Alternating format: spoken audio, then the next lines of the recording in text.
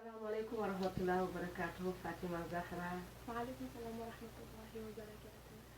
tey dama bëggoon ñu waxtaane li ñu doon wax démb que dafa am kenn ku la bind ci Fatima Zahra Channel ne dafa am problème mu waswas def na lu nekk mooy ay bit seytaane di jaxase ay xolam mu wax pour ñu wax mais depuis boobu on n'a pas eu le temps de faire la vidéo parce qu'on est resté un certain moment sans faire la vidéo à cause parce que da nga am ay examen nekk classe examen et que ñu amoon ay gàllankoor yu bari yu taxoon moo tax bi ma ne dañuy reprendre vidéo bi première vidéo bi nañ ko def ci affaire. C'est pour ça quand je t'en ai parlé ñu ne il faut ñu waxtaan ci loolu parce que dafa am ku la bindoon ci sa message yi ne la yaa ngi def vidéo yu bari mais dafa bëggoon nga def ay vidéo ci was-was mooy problème boo xam ne jullit yu bari nit yu bari sax laay wax dañ ko am mooy di am ay doute di seytaane di la fowee di la sonal kooku nag daf ñu waxoon ni moom loolu daf ko sonal trop def na lu nekk dafa bëggoon ñu waxtaan si alors toi lan la la was-was di fàttali ci ban xalaat la la problème mu was-was di yóbbu. The waswas comes from shaitan. Shaitan is the one that causes it. It's essentially when shaitan comes and he tries to make you change, like makes you second guess your decision and believe in Allah. And it's happened to a lot of people, and such as the Prophet Ayyub alayhi salam. ok Zahra nee na was-was problème boo xam ne la seytaan moo koy indi ci xelu doomu aadama mooy di la dutaloo am na ñu bari par exemple bu ñuy jàpp dañuy raxas seen loxo ñetti yoon ne déedéet raxasuguma sama loxo delluwaat di raxas am na ñoo xam ne bu ñuy julli bu ñu waree julli ñeenti ràkka dinañ julli ñeent ba pare ne est-ce que sax ñeenti laa julli delluwaat julliwaat am na ñu bari ñoo xam ni ci jax-jaxal sa xol yooyu daal mooy problème mu was-was boo xam ne day kii jullit yi te yow danga ne loolu yàlla subhanahu wa taala def nañu seytaane moo koy def ci nit te problème boobu du rekk nit ñu simple ñi la dal dafa dal ñépp ba fàttali la prophète Ayoub alayhi salaam nga xam ne moom tam yàlla daf ko tegoon nattu mu dem ba ci biir seytaane sonal ko ci loolu. Qu'est-ce qu'il a fait lan la prophète Ayoub lan mooy mën nga ñu résumer tuuti histoire prophète Ayoub bi tax nga fàttaliku mbonu seytaane. The angels, they were talking, one day the angels, they were talking about the best people on the earth at the time, and one of them said Prophet Ayyub is the best person on the earth because he's patient and he's generous. Ndeysaan kon malaaka yi dañ doon waxtaan seen biir ndax prophète Ayoub dafa nekkoon prophète bu baax comme yàlla ni muy defee ay prophète am ku am patience ku yàlla may lépp mu am alal am njaboot bu barkeel am jabar ju baax léegi nag am ñu doon wax ni kii de moo gën ci nit ñi parce que dafa am patience léegi nag bi loolu amee la ko yàlla nattu mu am feebar il était malade après. When he became and then Shaitan overheard them, the angels talking about him, and then he got very mad. So he went to Allah, and he told him, and he was he asked Allah to make him, to take away all his wealth, because he told Allah that if he takes away Ayyub's wealth, Ayyub will stop praising him. waaw parce que seytaane da doon xalaat ni di wax di xelu nit yi aussi ne Ayoub alayhi salaam li tax mu baax c'est que yàlla da ko jox lépp xam ngeen ne rek comme nit ñëpp boo amee wér am alal am barke am yëpp c'est normal dafay yomb ci yow nga baax ñu bari nag dañ doon wax ni looloo tax mu baax c'est normal mu nekk yeneen c'est normal mu gëm yàlla parce que léppam baax na ci la ko yàlla natoo nag lépp li ko yàlla defoon joxoon muy jeex par benn ses enfants mouraient petit un à un ci feebar bu metti alalam te moom dafa amoon alal il était riche non et puis il a perdu tout son avoir petit à petit ba ses amis son entourage ñëpp di ko bàyyi xam nga rek nit moo mel noonu ñiy nekk ak nit kuy souffrir bariwul loolu tax mu dem mook soxnaam mais il a continué à être croyant quand même After Ayyub alayhi salam's health deteriorated and his children died, and his all his wealth, like he lost all his servants and livestock and land. Listen. He became like very sick, and he couldn't like walk anymore. Ouais, il était devenu handicapé, mënatul dox, ñëpp bàyyi ko, njabootam yëpp yàlla jël leen, mu dese ko juste sa femme. And everyone, all his friends and family and everyone in the town abandoned him except for his wife Rahma. Subhanallah. And Shaitan kept like going to Rahma and telling her that, like, he went to her disguised as a man and asked her, why who is your husband, and where is he? And then Rahma pointed to the body of Ayyub, which looked almost lifeless. And then Shaitan started reminding Rahma about all their good days and asked Rahma, why does your husband not pray to his Lord? Yeah, gis nga seytaane nu mu bonee parce que yonent yàlla Ayub yàlla daf ko teg nattu mu feebar ba nekk ba ñëpp ne sax léegi mu dee, amatul njaboot, amatul alal, amatul mbokk, amatul xarit, ñëpp bàyyi ko.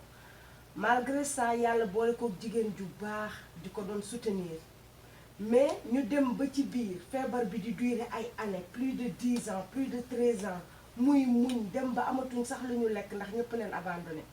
Ci la seytaane profité nag jaar ci jabar ji. Moo tax lu bari seytaane buy dugg ci kër yàlla ma yàlla baal ci jigéen ñi lay jaar, parce que dafa mel ni yàlla moo ñu def ñu xaw a faible tuuti ci métit. Bu yenn méttee rek parfois dañuy lâché. Moo tax may ñaax sama moroomu jigéen ñi que instant bi mu gën a métti boobu lañu war a gën a téye ndax ñun ñooy sooklu famille bi.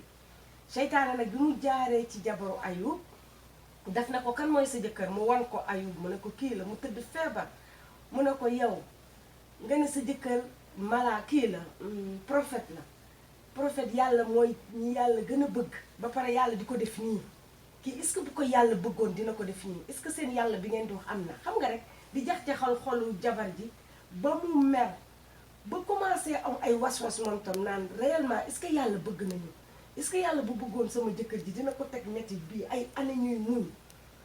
Ba ci loolu la jabar ji fippoo seytaane dugg ko mu dem ci jëkkër ji ne ko yow bu fekkee prophète nga, bu fekkee da nga jege yàlla, bu fekkee yàlla daf la bëgg, parce que Dieu a dit dans le Coran, Allah subhanahu wa ta'ala said in the Quran that the harder tests he gives to the people who he loves the most. Subhanallah, yàlla dafa wax ci biir Al-Quran ne nit yi mu gën a bëgg ñooñu lay gën a teg épreuve, ñooñu lay gën a testé. Kon épreuve yonent yi ñoo gën a fort teg ci nit ñu baax ñi ba ci suufa suuf. Moo tax nit lu ko yàlla teg mu metti rek na xam ni moom dafa jege boroomam, moo tax na ko gën a metti suñu borom. Léegi nag yonent yàlla Ayub moom gëm na loolu ne yàlla daf ko bëgg moo tax mu teg ko metti bi, mais jabaram dem na ko ñaanal sa borom mu teggi ne lii bu fekkee daf la bëgg. Loolu nag metti yonent yàlla Ayub ba mu ne jabar ji su ma wéree dinaa la dóor, daal di koy mere ndax xam na ni jabar ji seytaane mu ngi koy bëgg man. Léegi nag au fil du temps est-ce que Ayub continue na di garder sable, di garder patience, di muñ, di gëm yàlla bi maladie bi di gën a metti. Ayub stayed patient while he was sick, but throughout the time that Shaitan kept going to his wife, Rahma started doubting everything. So one day Rahma went to him and he asked him, why don't you ask your Lord for help, and why don't you ask him to take off this from you?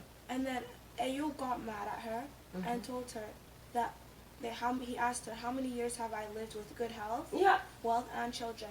C'est vrai, jabar ji na ko lu tax yow sa yàlla bi nga ne daf la bëgg, suñu yàlla bi nga daf la bëgg di la teg lii ñaan ko mu ne ñaata at.